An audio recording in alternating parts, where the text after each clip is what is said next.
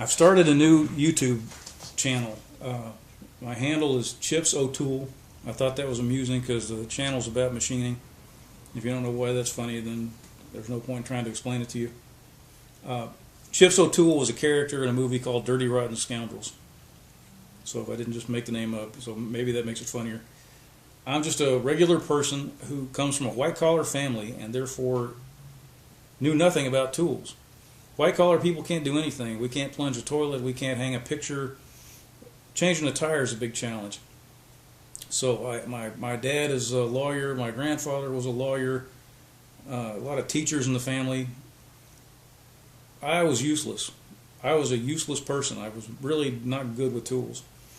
And I didn't like that because tools are, to me, tools represent an end to frustration. There's all sorts of frustration in life. There's things you want to do that you can't do. And if you have tools, then you can make the frustration go away. If there's something you want to do, maybe your tools will permit you to accomplish it. And to me, that, I don't know, it makes me feel good. It makes me feel good to know that if something breaks, there's like a 10% chance that I can weld it or machine it or screw it together or glue it or do something. If it'll make it function again. Or if there's something that I want to build that I don't have to go out and pay somebody $3,000 on eBay. You know, I can buy the materials myself and put it together for $20. So I like tools. I like tools a lot. And in around 2007, 2006, I started getting really interested in tools because I was just fed up. I just couldn't make anything or do anything. And I started out with, I bought a table saw. I found a guy who had a cabinet shop that was going out of business, and I got a Powermatic 66 table saw for $500 with a bunch of Corian blades, and those things run like $200 each. Supposedly, that's what he told me. You know, maybe he was just trying to sell a saw. But it had a Biesmeyer fence on it, and it had these Corian blades with it, like almost a dozen of them. So I got that for $500. And I decided I wanted to get machine tools. I've always wanted machine tools. I had this idea way back in the 80s. I got this idea in my head. I was cracking claws, crab claws, for a holiday celebration. And I'm in South Florida. People here eat stone crabs, and the only part of the stone crab anybody eats is the claws. It's a sad story. They go out every year. These people go out in boats, and they catch the crabs, and they rip their arms off and throw them back in the water. So there's all these little handicapped crabs off the coast of South Florida, I guess getting government checks every month and growing new arms. So, but we eat them. We eat the claws. And they're very heavy. These claws are enormous. And you have to crack them or else you can't get into them, obviously. And I had to bust a bunch of these things up, and I was using a hammer, and I was using this, and I was using that. And finally I tried vice grips. And I found it was really amazing because all you have to do is take your vice grips and set them so they're just at the size of the crab claw. And then you tighten it a couple of notches, a couple of turns, and you close it. And it fractures the crab claw perfectly. It doesn't go splattering everywhere. And I thought, boy, it'd be neat to make something that does this without having to tighten a screw and without having to use a hammer and knock the crab all over the place. So I drew a drawing, and I thought, what do I do with this drawing? I made this drawing of this thing that was kind of like a set of geared pliers. It was a stupid idea, but still, it was something. So I made this drawing, and I thought, what do I do with this? So I went out and I bought a drill press because I didn't know anything. I didn't know what a milling machine was. I got a drill press from Home Depot, and I decided I was going to drill all the way. I got myself a piece of tool steel. I didn't know how tool steel works. If I had, I'd never tried this.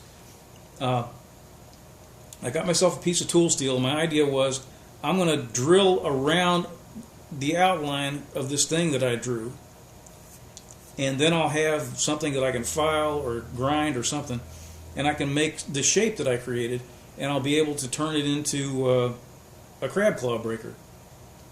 Well, of course, when you use drills on tool steel, the steel gets hot, and tool steel hardens. So I was starting out with something that was like, lead as far as the drilling difficulty, and then once I drilled a 1/16 of an inch into it, it was like a diamond.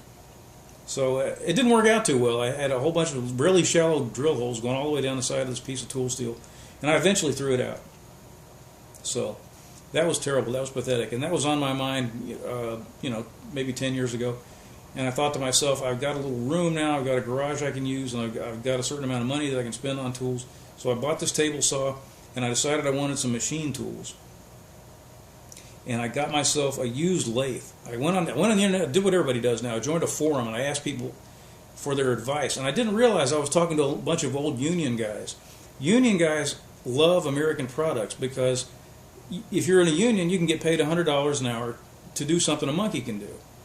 And American products, we've always made spectacular tools in this country. And generally they've been made by union labor. So they're extremely expensive. Some of the price is justified, but some of it's just the union, surcharge. So I went on the forums and I'd asked these guys, what kind of lathe should I get? If I want to get a machine tool, what should I? First of all, I said, what kind of machine tool should I get? Should I get a lathe or a milling machine? And everybody said, oh, a lathe is much more useful, which is the complete opposite of the truth. I don't know why they said that. A lot of the stuff you can do on a lathe, you can do on a lot of the things you can do on a lathe, you can do on a milling machine. But if you try to mill on a lathe, you might as well kill yourself unless it's a tiny part, because it's not going to happen. I mean, you can do little bits, and you can come up with, you can put like what's called a milling attachment on your lathe, but basically you'll be pathetic. But you really want a milling machine as your first machine tool. And I don't care who says otherwise. I really don't care. It's the truth. But anyways, these old guys on the forums, they said you got to get a lathe, and I said, well, I noticed that lathes made in Asia, like Grizzly and so forth, are not that expensive. For like $3,000, you can buy a pretty good 12-inch lathe, or back then you could. I don't know what they cost now. A pretty good lathe, and it's only a few $100s more for delivery, and the lathe includes a bunch of the things you need to actually make it function. A lot of what's called tooling. And they said, oh my God, you don't want to buy a piece of trash like that. That Chinese stuff, that's garbage. Oh, it all falls apart, and you'll get cancer from looking at it. I mean, they just made things up. Just idiotic remarks. And I believed it. So I bought a Clousing lathe that was 40 years old and had been used in a prison to teach prisoners how to do lathe stuff, so that when they came out, maybe there was some possibility that they would take a real job instead of continuing to knock off convenience stores. So I got it from this guy who had an online used machine tool company. And everybody said, oh, he's wonderful, he's the salt of the earth, he's so honest.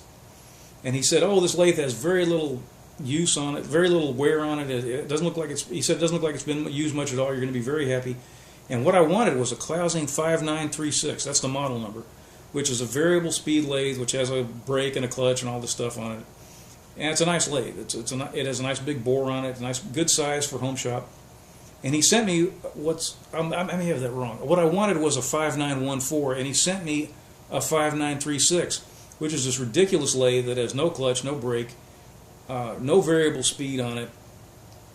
And he sent me a single-phase motor. And I wanted a three-phase motor so I could put what's called a variable frequency drive on it. So he sent me just totally the wrong thing. And it was beaten up. It looked like somebody had been hitting it with a hammer. And there were bits of the headstock casting had cracked off. And I was really mad. And I contacted this guy and tried to get him to make it right. There were a bunch of parts that wouldn't work. And he sent me some parts, a few little parts to replace, to fix things. He sent me an ancient three-phase motor, which was about to die, to replace the single-phase motor. And he wouldn't agree to take this thing back. And now I'm a lawyer. I could have sued this guy. I could have forced him to take it back. I could have raised his stink. But I feel, my religious convictions and my way of looking at life, I don't like taking people to court. It's a crazy thing for a lawyer to say, but it's the truth. And I was determined to work with this guy and be a nice human being.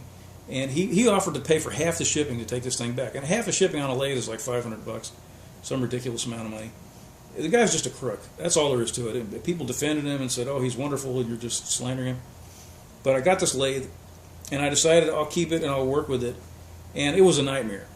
It was just terrible. Anybody who tells you to buy an old American machine instead of a nice new Asian machine is insane. I mean, if you can get it for $500, if you can get a lathe that originally cost $50,000 for $500, for $1,000, maybe it's a good idea. And that frequently happens in places like the Rust Belt, where there are lathes just sitting out in the street waiting to be bought.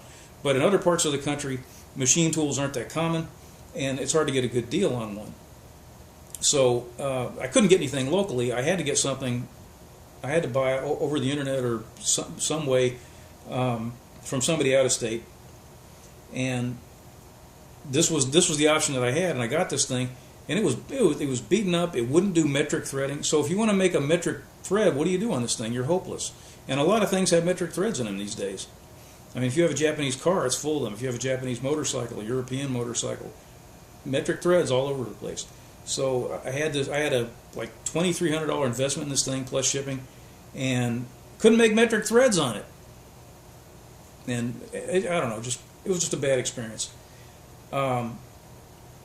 So I got that thing, and I ended up selling it to some guy down here on Craigslist. I'm in Florida. Did I say that already?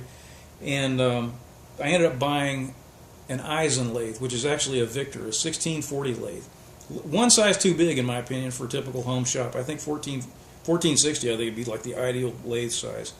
So I got a Victor lathe rebadged by a company called Eisen Machinery, and it cost a fortune. It was around $11,000, but that was a fantastic deal. It came with a DRO, digital readout. It came with a steady rest. It came with a follow rest. Tool post, which is an expensive tool post holder. I mean, what am I talking about? Quick change tool post. That's what I'm trying to say, which is a fairly expensive item. And except for the chucks and the cutting tools, this thing was ready to go. And it was like, $3,000 off what they ordinarily charge for these things. Maybe it had been a demonstrator or something.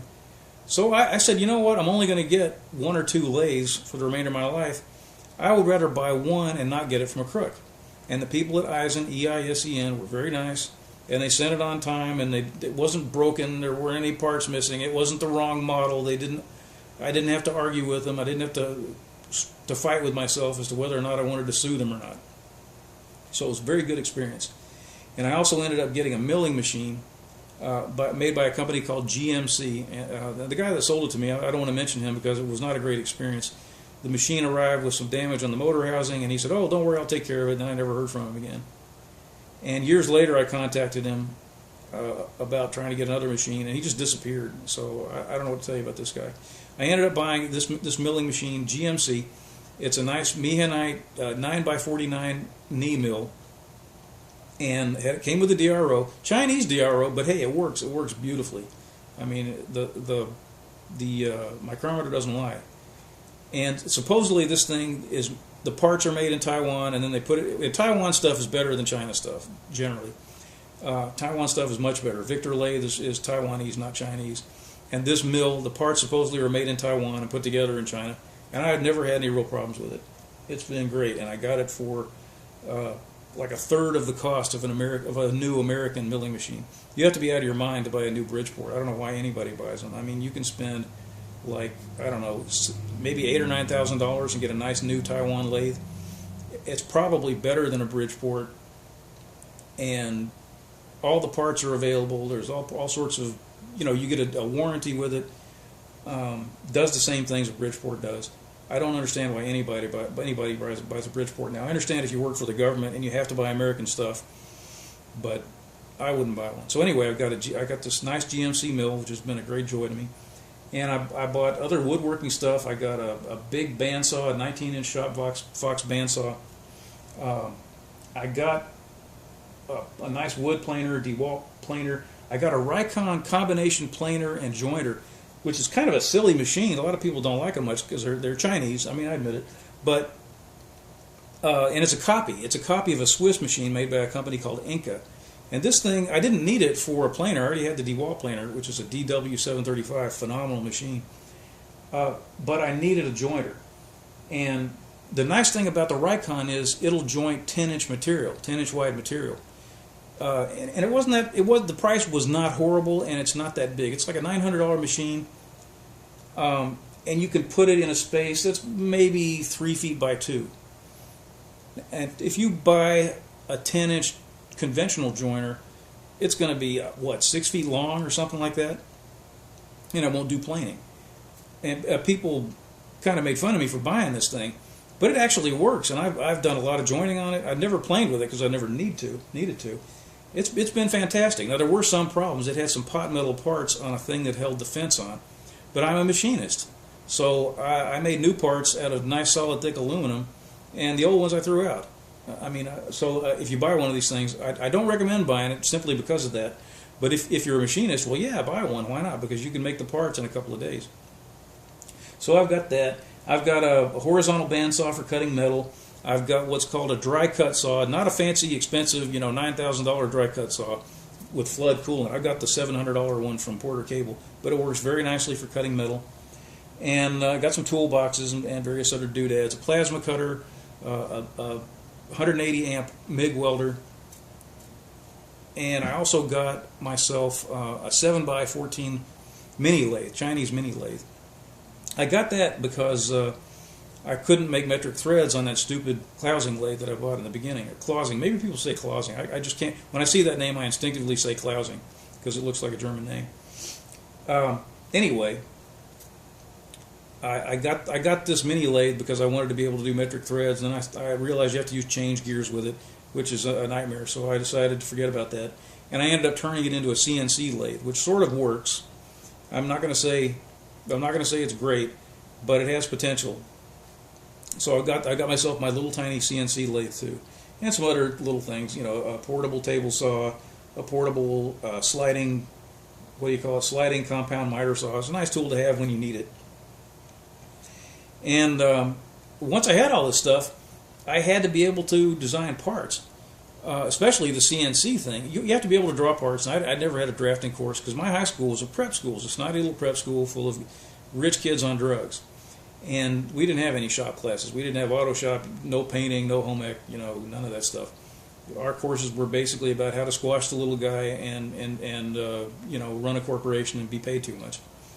So I didn't know anything about drafting. So it turns out when you have a CNC machine, which I now sort of had because I had sort of turned this thing into a CNC lathe, it turns out you need something called CAD, C-A-D, Computer Aided Design. And there's a lot of free packages out there, and the one thing I think you can pretty well say about all of them is that they stink. They're hard to use, they don't have support, you have to be a programmer to make them function, and I'm sure I'm exaggerating a little bit, but I wanted something. I'll tell you what I've told people about my machining goal. What I would really like is to be able to turn on my smartphone while I'm driving home and vaguely describe something into it and then have the part waiting when I get to the house. That's really what I would like. That's not possible. But in order to make anything with CNC, and it's also helpful for manual machining, it's good to be able to draw stuff. So I gave up on the free solutions. I thought they were pathetic. And I ended up with something called a Libre, which is also called GeoMagic. And it was like $100. It was very nice, a great program. You can draw things fairly easily if you can find the right educational materials. And I was off and running with this thing. And then I made the CNC lathe, and I said to myself, well, now I want to start making the parts. Well, it turns out you can't just take your drawing from a CAD program and throw it at your lathe and say, make this. You have to have what's called a CAM program, which I think is computer-aided manufacturing or something like that. And what it does is it translates the drawing into something that your machine can use. You'll have a controller, an electronic computerized device that tells your machine which way to move and what to do. And this CAM program will create a procedure, a tool path, and so forth for your machine to obey and cut the part out for you. Well, the thing that people at a Libre didn't tell me after they had my $100 was you can't use the cheap hobby version of a Libre, which I had, with CAM. Once you've made the drawing, that's it. You get to look at the drawing, you can print the drawing, you can show your friends the drawing. You can't send it to a CAM program. Forget it. You're done because it produces it in some crazy format that no one uses. There's like a universal format for CAD drawings, and I forget what it is off the top of my head. But anyway, Libre didn't have it. So I had put in all this work and I couldn't do anything. So I decided to look for another program, and I found out about Dolphin CAD. Everybody said Dolphin CAD is nice and easy, and they have special pricing for hobbyists. And I went to the Dolphin CAD people and talked to them, and their special pricing was $550. That's a lot of money, but especially when you're just goofing off in your garage. But if you look at what they charge for CAD for a company, a manufacturing company, even a little one, I mean, it's thousands and thousands of dollars. It's obscene. So I said, all right, $500, I'll try it. And then I got Dolphin CAD, and it turned out to be really a pain to use. It's really counterintuitive, and I hated it. So while I'm sitting here struggling with this, the people who make, I think it's AutoCAD, it's a company called Autodesk. They decided to give their product away for nothing, and they have a product which you use online. I don't like working in the cloud because I feel like Barack Obama is looking over my shoulder to make sure I don't make anything he doesn't like. Like, oh my God, I might make a suppressor for a firearm, and then they'll have to put me in jail and make me a vegan or something. But anyway, it's free. So I went for it. And it's on the screen right now, and that's what you're looking at. Fusion 360, it's not all that terribly hard to learn. I mean, it's frustrating and irritating because when you're used to drawing things, you just draw with a pencil. And if you don't like something, you erase it and draw it again. And with the computer, little things that seem like they should be obvious are very tough to do. But overall, it's a pretty good program, and it includes CAD. That's the main thing. And you can save, I believe you can save drawings in formats that other systems can actually relate to and use. I don't know why that never occurred to the Libre people. So I like it, and it's on my screen right now. And if you get it, you may have to upgrade your video card. You have to have a fairly decent video card in order to manipulate the shapes, because it does nice 3D pictures. It makes things that are shiny and they look like real surfaces.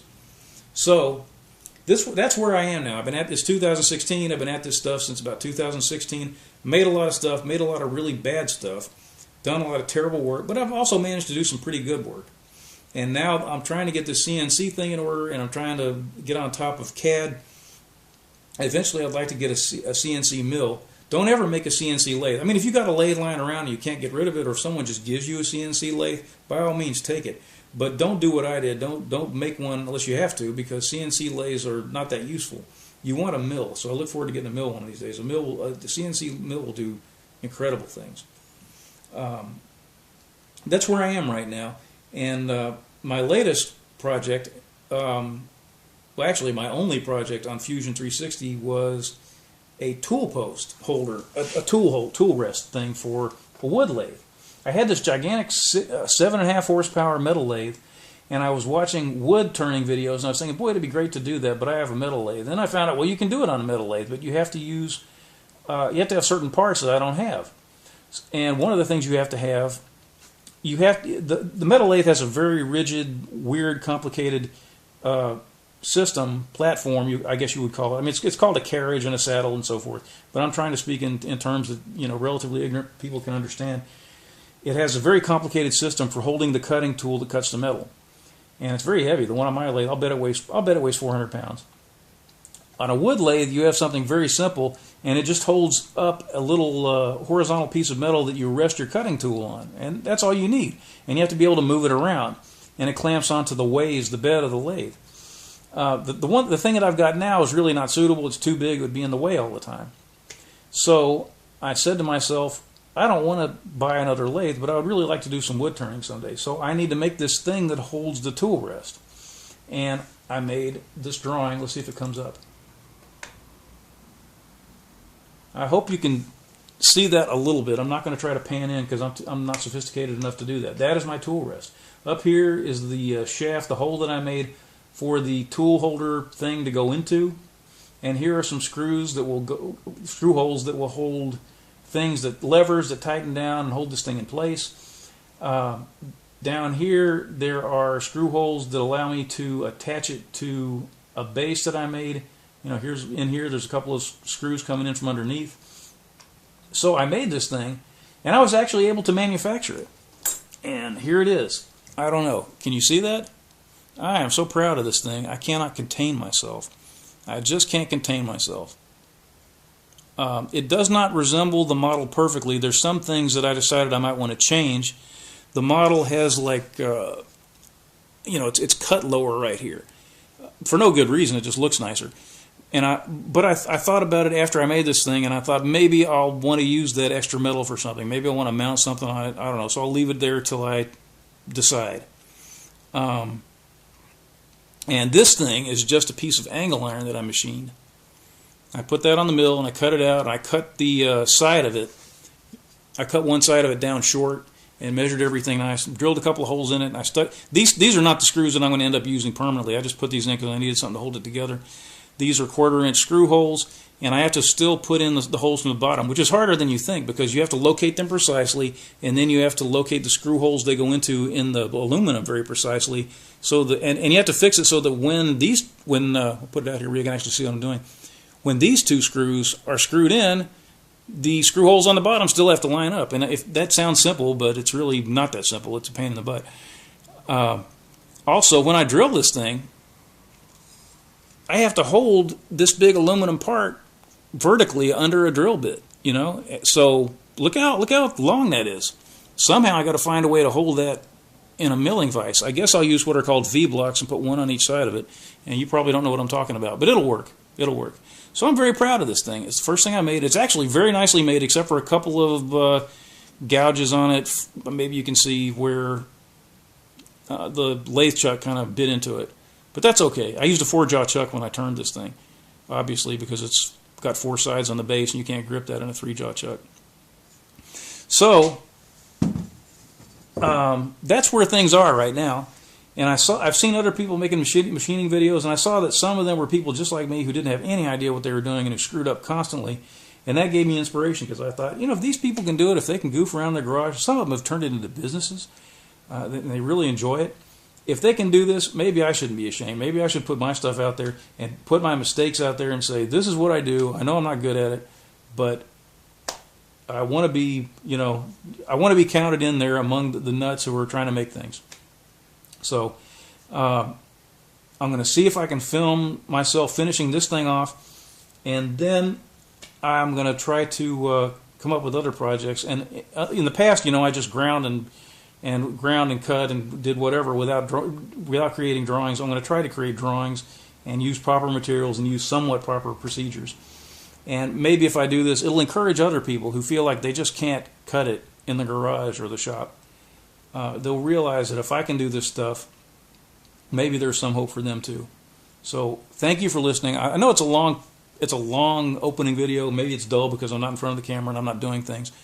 But I hope to do better in the future. So thanks for watching. Chips O'Toole signing out.